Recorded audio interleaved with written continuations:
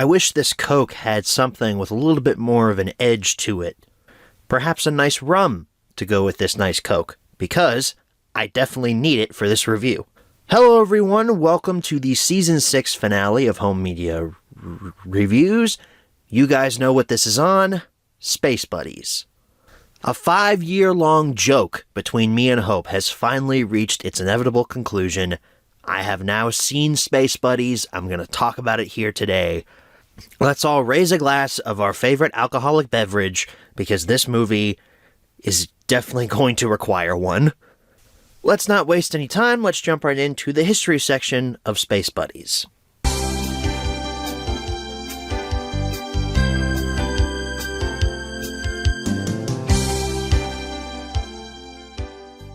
So I'm sure all of you are going to be shocked when I tell you this. Space Buddies was not theatrically released. This was a direct-to-video movie. I don't think any movie from this Air Bud franchise since maybe the second film was actually released into theaters. And Space Buddies was no exception. This movie hit DVD and Blu-ray on February 3rd, 2009. There is a significant fun fact here. This was the first movie in the Buddies franchise to be released on Blu-ray. Yippee! I'm sure we're all excited to hear that. Has anybody here ever actually seen the first Air Bud? I don't think I've seen it all the way through, to be honest. I may have saw a clip or two in, elementary school, but I don't think I've ever seen it. And how many sequels to that movie exist? Can anyone tell me? Because there's 14 of them? I can't tell you how much this movie grossed, because it obviously didn't come out in theaters. I can tell you what the budget is. While we were watching this movie, I was grousing about the special effects, because this movie looks like it was made on a budget of $6 and a ham sandwich, but according to the source that Hope found, this movie had a budget of $9 million. $9 million! And the special effects look like trash. My history of Space Buddies starts when I first met Hope. As I said, this was one of the first movies that Hope and I ever really, joked about in our conversations. As a matter of fact, the first time she ever mentioned it was when I was watching Reservoir Dogs.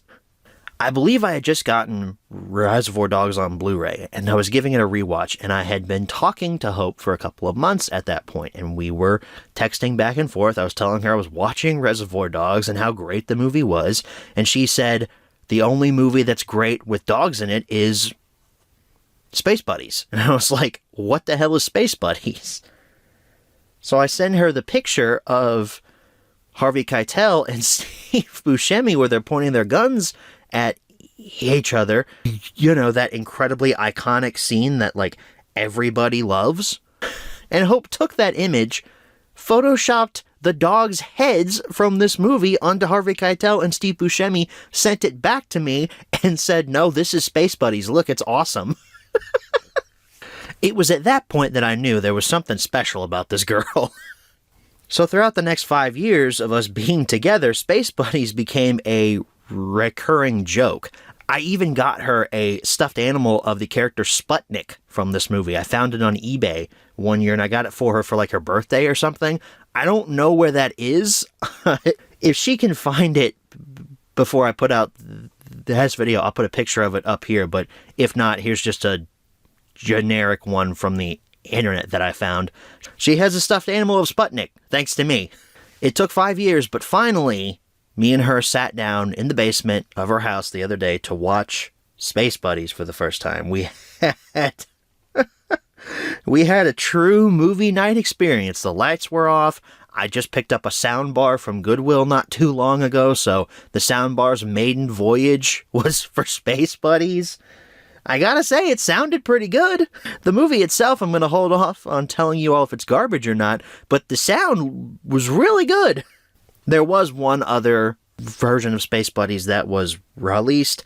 November 24th, 2009, we got a Buddies 4-pack on DVD, which included Space Buddies, Snow Buddies, Air Buddies, and Santa Buddies. And that brings Space Buddies history to a close. This only got one initial release in 2009, and then a 4-pack release. No Best Buy exclusive steelbook, no 4K cut. Please, God, never put Space Buddies on 4K, Disney. Please, I'm begging you. No special Arrow video or Criterion release of Space Buddies. Now that's when hell freezes over. When Space Buddies enters the Criterion collection, holy shit. Someone on Twitter Photoshop that. Make that a reality. That'd be funny. And that brings the history section to a close, so let's move right along to the close-up.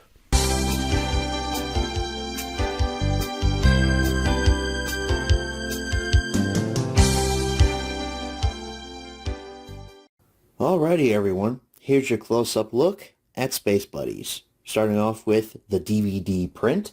This actually belongs to Hope. She received it, I guess would be the more accurate term, back when the movie first came out. And you got the Disney logo up there, Space Buddies. There's Sputnik, and then all the other buddies below him. I don't remember all of their names. They're not memorable characters, so it doesn't really matter. One small step for dog, one giant leap for dog kind. I'm not surprised they would make a joke about that. We got Disney Movie Rewards logo down there, and the Disney DVD logo there. Poster is incredibly basic. I should also mention there's the spaceship in the back there. It's fine. Tells you exactly what the movie's going to be. We've got the Disney DVD logo up there in the corner on the spine. Space Buddies logo, Fast Play, Sputnik, and then the product number. Back, there's your barcode, your extras on the DVD, and then a blurb about the movie itself, along with some more screenshots of the bodies from when they first break into the space station, because that's what they do. They aren't invited in, they literally break in. These puppies are criminals. We've got cast and crew information down there at the bottom, a giant Walt Disney Home Entertainment Studios logo down there, as well as some technical specifications. And if we open this up, we'll look at your pamphlets here in a minute, but there's your disc. It's the standard Disney DVD gray look. At least your logo is fully centered. It's not like the DVD logo up there and then Space Buddies really small down there in the corner. No, it's actually the logo for the film. But no artwork, of course. Here are your pamphlets. We've got an advertisement for Blu-ray. And all the fun features that come with Blu-ray. And then some ads for some Disney films that just got released on Blu-ray in 2008, 2009, that time period. And your other pamphlet is, of course, more advertisements. You've got an ad for Santa Buddies, an ad for Bolt, Oliver and Company, Pinocchio, Beverly Hills Chihuahua, The Secret of the Magic Gourd. I have never heard of that before. HGTV, a pet mobile grooming service, and Blue Dog Food. Petfinder.com, Phineas and Ferb advertisement. That's a classic right there. And then Airbud Special Edition. Great ads in this pamphlet. Just wonderful. We're not done yet, though, folks. We have the Blu-ray of Space Buddies. Yes, I own this in both 480p and 1080p. We found this at a Mega Replay on the way back from Henry, Crimson 2091's wedding. So, Henry, you're the one that's responsible for this. Then we got the Blu-ray disc logo up there at the top, Space Buddies logo. The entire thing is pretty much exactly the same as on the DVD, except now it has this blue border around it, and then the Blu-ray Disc Live logo down there.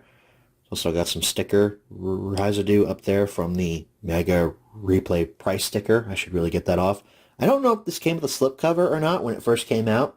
There's your Disney Blu-ray logo, the film's logo, Sputnik again, and the product number. The back has your tech specs listed up there at the top. You've got your film's barcode there. Your blurb about the movie, I assume it's exactly the same. Bonus content, as well as cast and crew information and more tech specs down there at the bottom. If we open this up, your pamphlets are big now, but they're pretty much exactly the same as in here. But hey, look, we've got artwork on the inside and on the disc. You got all the buddies there. That's fun. If we take the disc out, you can see all the artwork. and also super secret code information from Mega Replay where this was stored. You got one of the buddies there on the moon, and actually there's two of them. There's one of them up there doing a spacewalk. I hope, or rather a space float, which will make sense later on in this review. So for funsies, we'll take a look at these pamphlets. They look exactly the same as the one in the DVD. Again, a breakdown of how Blu-ray works, and then some more films available on Blu-ray from Disney. Got the same ad for Santa Buddies. This has been significantly stripped down, though. We've got only the Pinocchio ad and the HGTV ad. In the back, we've got an ad for Bolt. So not exactly the same, but pretty similar. So I guess now all I need is that 4-pack, and then I'll own every single copy of Space Buddies that was released. I will never spend money on that godforsaken item, so there's no threat of a supplemental here. That wraps up your close-up. Let's move right along to the menu tour. Okay, folks, here we are for a menu tour for Space Buddies, starting off with the DVD. Your menu is incredibly basic. You've got play, scene selection, bonus features, setup, and sneak peeks.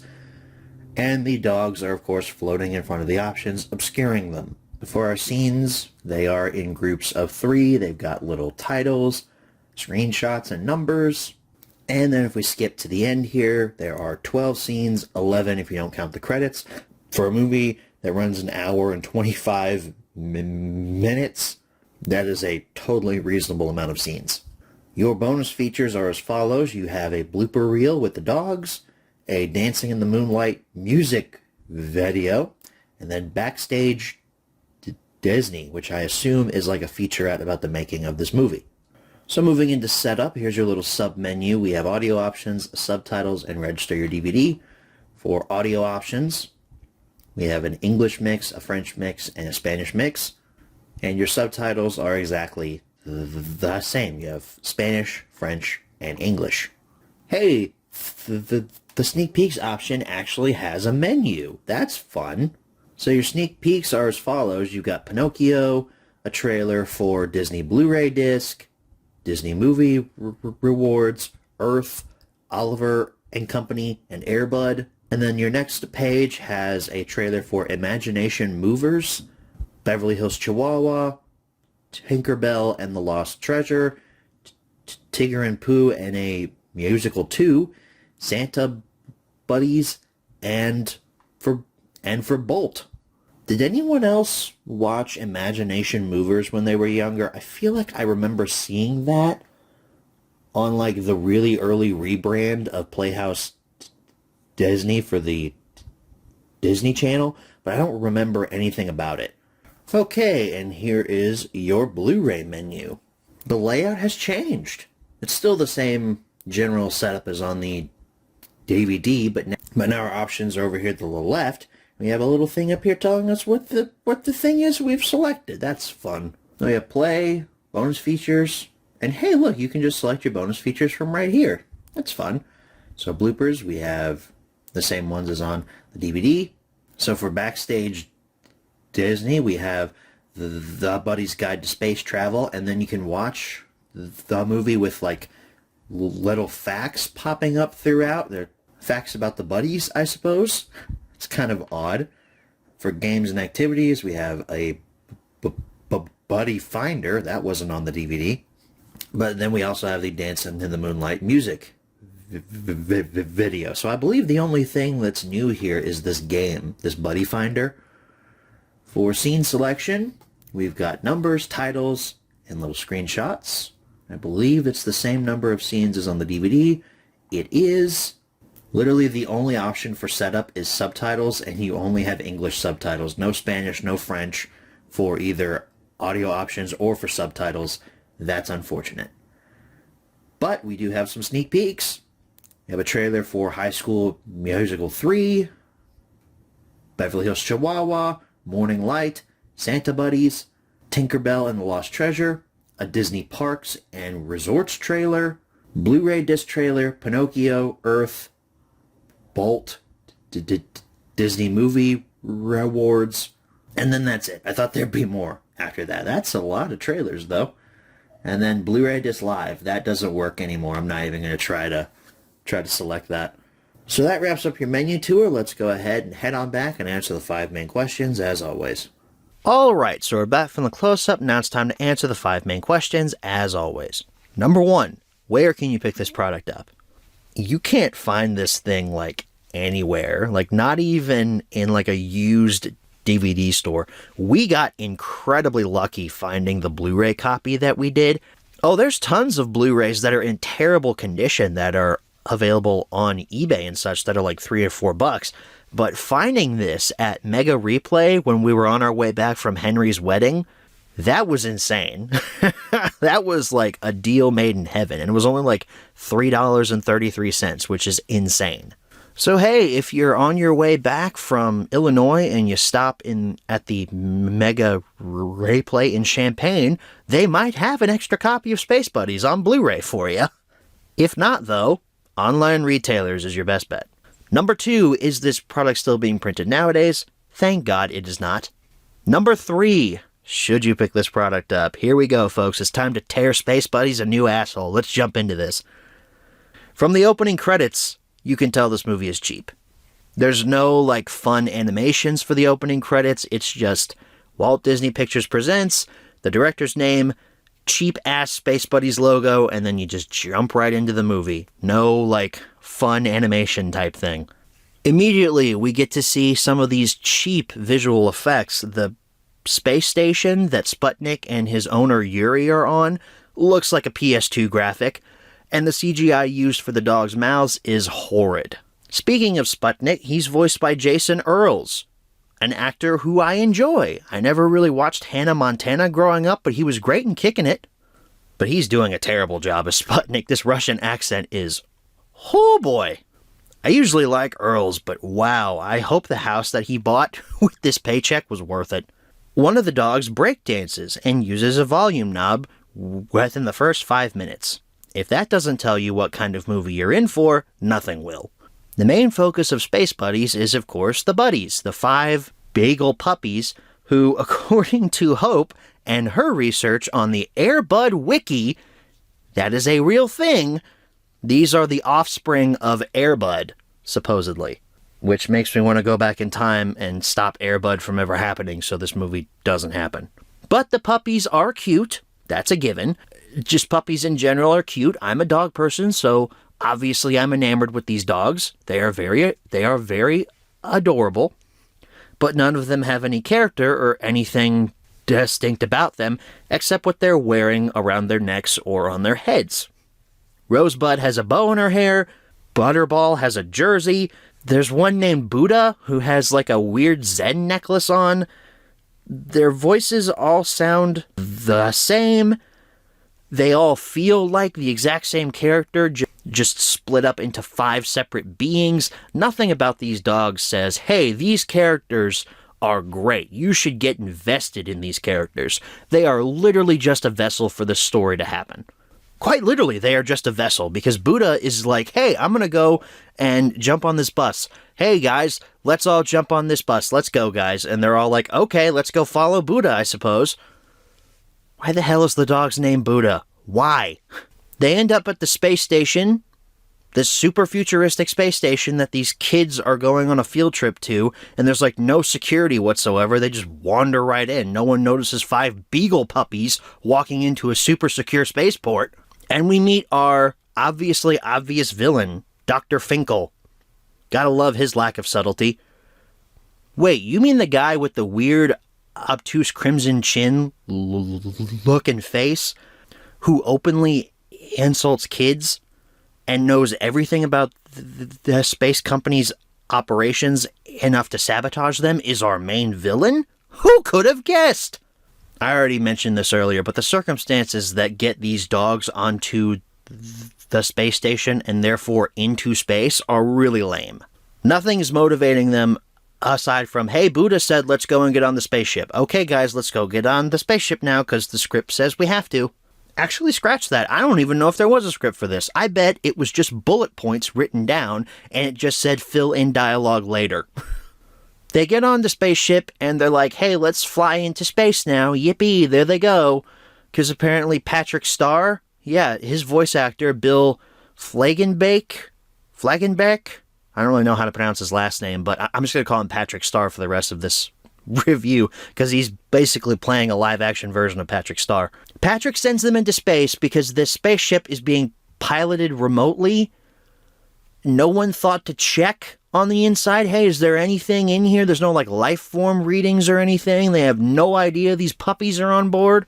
Sends them into space, and then the spaceship runs out of fuel because Dr. Finkel sabotaged it, but no one noticed. He plugs in a USB device into the computer and is like, I'm going to make the fuel run out. How does nobody see that? How is there not, a security feature on that? That's cybersecurity 101. Don't plug in random USBs into secured computers. Moving forward, the fuel runs out on the ship and they have to stop at the sketchy space station thing that looks like it was teleported out of Indiana Jones and the Emperor's Tomb, even though Indiana Jones and the Emperor's Tomb would never look this offensively bad. So they stop at the ship, and that's where Sputnik is and his owner Yuri, who is trying to be funny, but is not. Yuri supposedly thinks that the dogs are his now, like the Americans gave him dogs. He's like, I'm going to keep these dogs forever. And then Sputnik's like, well, I guess I have to listen to him because I'm part of the Russian side. Yippee! There's supposed to be this emotional moment where the dogs are like, hey, Sputnik, we just met 5 minutes ago, but help us here, dude. What'd you think was going to happen? He just met you all. Am I supposed to be invested in that? Because I'm not. I don't care. I don't care about any of these characters. It also doesn't help that they tried to introduce stakes with that moment, but the buddies could have just run into that room at any point. They're not being held hostage. They could have just left. None of the physical comedy, or rather none of the comedy in general, is working for me. It's all lowbrow humor that isn't appealing to anyone over the age of 5. Fart jokes, trampling, constant references to Butterball being hungry. It's not helping. Oh, big shock. The buddies escaped the space station, and then it blows up, and I thought for about 5 seconds, hey, maybe they let Yuri die. Which I would have given this movie a little bit more credit if they'd actually let Yuri die. But no, he survives. Stupid escape pod explanation. It's a kid's movie. There's no consequences. No one dies.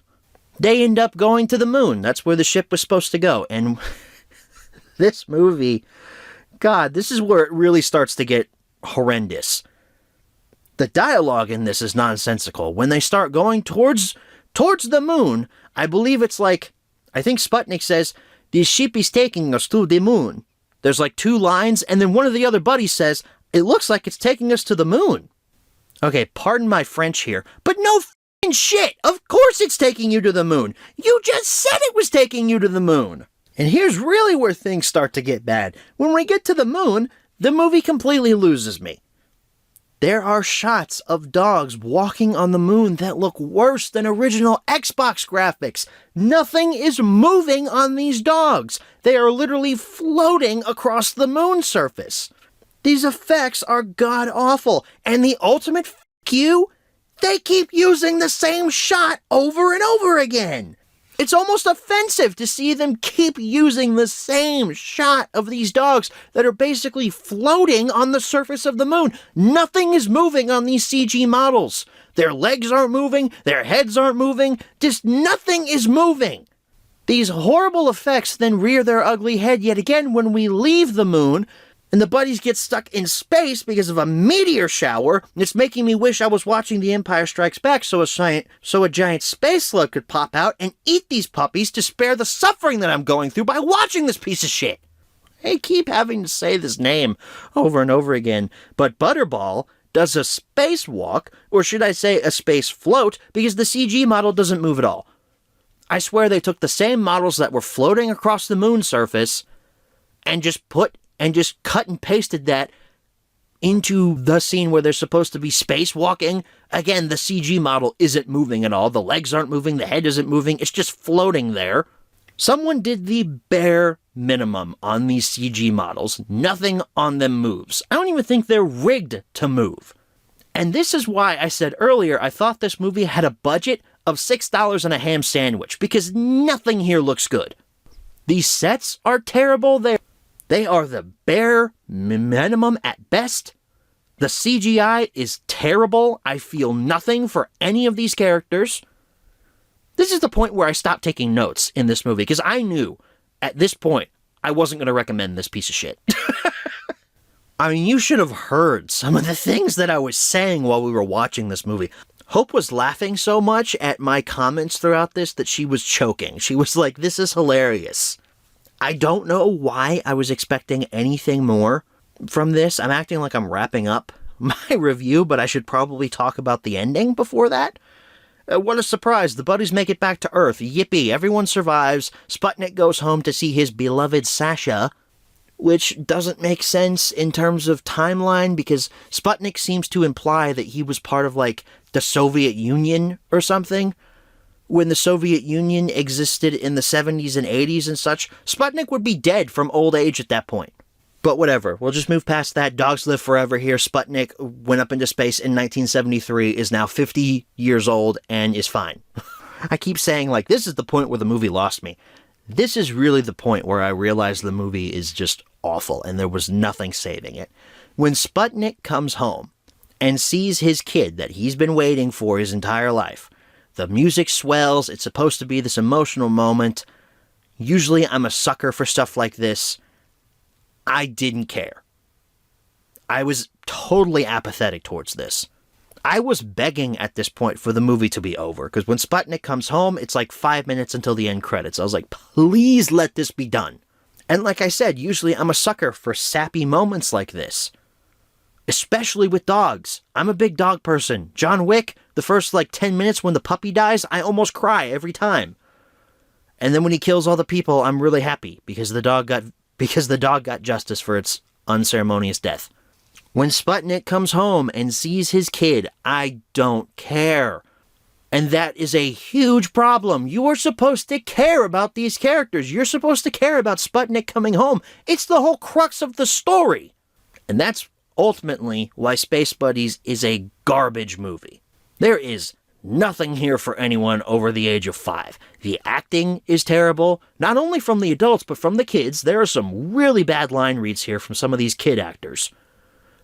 The villain is so poorly written and just unbelievably obvious.